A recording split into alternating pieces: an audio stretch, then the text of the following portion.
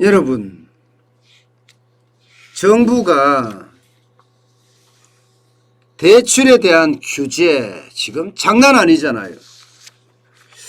이렇게 가면 도미노 대출 중단이 되지 않을까 하는 우려가 굉장히 커지고 있습니다.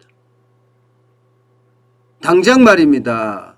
농협에 이어서 하나은행도 정부의 대출 통제선인 5%를 넘어섰어요. 5.04%. 작년 연말 대비해서 5.04%가 늘어났습니다. 이게 정부가 통제선이 5 내지 6%죠. 5 내지 6%면 지금 하나은행도 어떻게 하든 잠가야 될지 말아야 될지 이제 걱정을 해야 되는 판이에요. 그러면 농협에 이어서 하나은행도 주택담보대출, 전세자금대출, 신용대출, 마이너스 통장 이런 거 다 중단하는 거 아닌가요? 이제 걱정이 되기 시작합니다. 걱정이. 문제는 하나은행에서 끝나지 않을 거라는 거예요. 하나은행에서. 왜냐하면요. 보세요. 지금 농협은행은 이미 끝났습니다. 금융당국의 가이드라인이라고 이야기하는 5 내지 6%를 완전히 넘었어요. 7.38%까지 넘었었기 때문에 이제는요. 농협에서는 대출 받기가 아예 걸러먹었다. 올해는 대출 못 받는다. 이런 생각이 들잖아요. 실제로도 11월 말까지 지금 주택자금 대출 중단했죠. 전세자금 대출 중단했죠. 신용대출 중단했죠. 신용대출 총액도 5천만 원으로 줄이고 있죠. 마이너스 통장도 총액도 5천만 원을 줄이고 있습니다. 그런데 지금 하나은행이 5.04%를 갔어요. 이게 농협에서 못 받으니까 쏠림 현상이 일어나요. 쏠림 현상이. 이제 하나은행에서도 대출 잠그면 이제 국민은행으로 가는 거고, 국민은행이 또 올라와 잠그면 우리은행으로 가는 거고, 우리은행에 잠그면 신한은행으로 가는 거예요. 전체 지금 남아있는 금액이 말입니다. 남아있는 총 금액이 이 5대 시중은행 중에 한 8조 정도 남았다고 합니다. 8조. 8조는 여러분 한 달 그냥 늘어나면 그냥 끝이에요. 한 달. 지금 전세자금 대출이나 이거는 장난 아니거든요. 장난 아니거든요. 전세자금이 지금 가을 이사철 맞았잖아요. 가을 이사철. 가을 이사철 맞아서 이제 2년이 끝나는 사람들도 나오기 시작했고 신규로 이제 전세가 나오기도 시작했습니다. 그러다 보니까 전세금이 엄청 뛰었습니다. 그러니까 대출도 장난 아니에요. 보세요. 우리은행 같은 경우는 전세자금 대출 증가율이 21.39%예요. 국민은행은 18.43%고 하나은행은 16.78%입니다. 신한도 9.5%예요. 막 두 자릿수도 2자예요. 앞에는. 우리은행은 2자입니다. 2자. 그러니까 지금 가계대출을 줄여라 하지만 전세자금 대출은 거의 뭐 폭증한다. 그런데 여러분도 알다시피 전세자금 대출 안 해줄 수가 없거든요. 이거 안 해주면 어떻게 됩니까? 길거리에 나앉게 됩니다. 길거리에 나앉게 돼요. 그러니 지금 금융당국도 엄청 고민에 빠진 거예요. 돈을 워낙 많이 풀으니 이렇게 됐죠. 돈을 워낙 많이 풀으니. 진작에 금리 올렸어야죠. 진작에. 지금 와서 이렇게 관치라고 이야기하는 또 강제적이라고 이야기하는 자본주의 국가에서 특히 자유민주주의 국가에서는 절대 있을 수 없는 은행이 은행할 일을 안 해요. 주택담보대출도 안 하고 전세자금 대출도 안 하고 신용대출도 안 하고 은행이 은행 일을 안 한다. 이것은 은행이 망했다. 이거하고 똑같은 거 아니에요? 솔직히.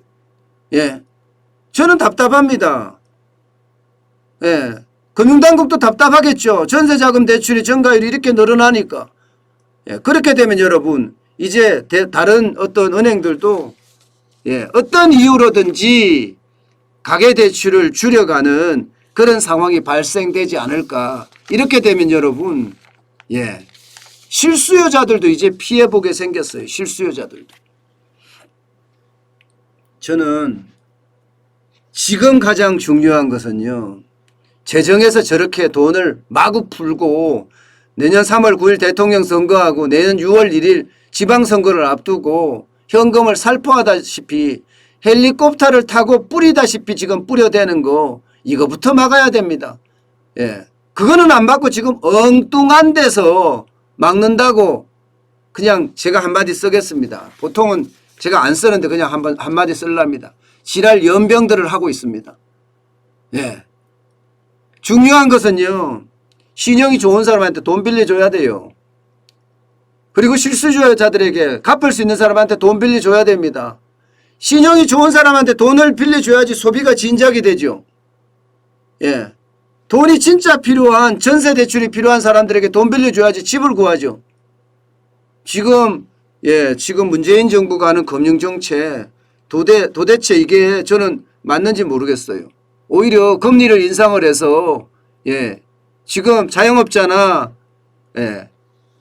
취약계층이 어렵습니다. 여기에 대한 대책은 따로 마련하더라도 차라리 금리를 올리는 방법을 선택을 해야 되지 지금처럼 이렇게 대출을 꽉꽉 강제적으로 막고 이거는 독재입니다. 독재.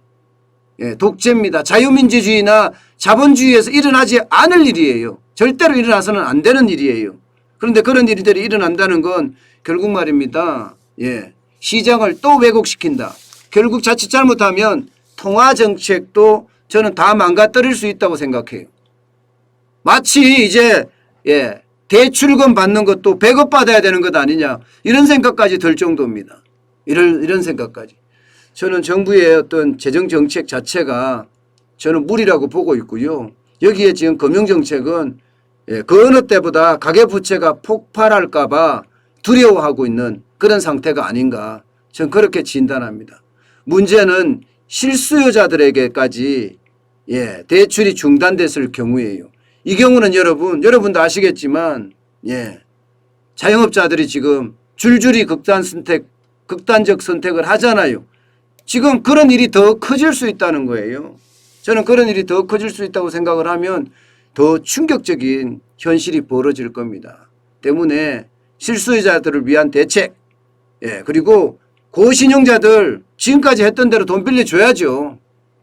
돈까지 안 빌려주면 이게 무슨 얘기예요. 말도 안 되는 이야기죠. 지금 그런 일이 발생이 되고 있다는 것. 자칫 잘못하면 경제까지도 망칠 수 있다는 것. 이거 알아야 될 텐데 저는 좀 더 지켜보겠습니다. 어쨌든 우리는 조심하고 또 조심해야 되는 것. 분명히 기억해야 됩니다.